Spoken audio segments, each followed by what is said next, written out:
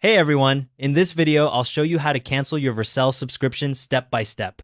Head to vercel.com and sign in with your credentials. Once you're logged in, you'll see your Vercel dashboard with all your projects and teams. Select the correct account or team that has the subscription you want to cancel. Look at the top left corner of the dashboard, you'll see a team switcher dropdown. Click on it and a menu will appear showing all your teams and your personal account. Select the one with the active subscription you're canceling. Click on Settings in the left sidebar. This will open your settings page with various configuration options. In the settings navigation on the left, find and click on Billing.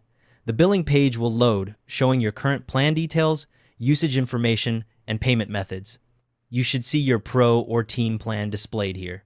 Look for a button that says Downgrade Plan. This is usually in the Pro Plan section or the main billing area. Click it. A confirmation dialog will appear, or you might see a plan selection interface. If you're shown different plan options, select Hobby, which is the free plan. This is what you'll be switching to instead of your paid subscription. Review the changes shown on screen, then click the confirmation button to finalize it. The page will refresh, and you'll see your plan has changed to Hobby. You'll also get an email confirming the change. Here are a few things to keep in mind.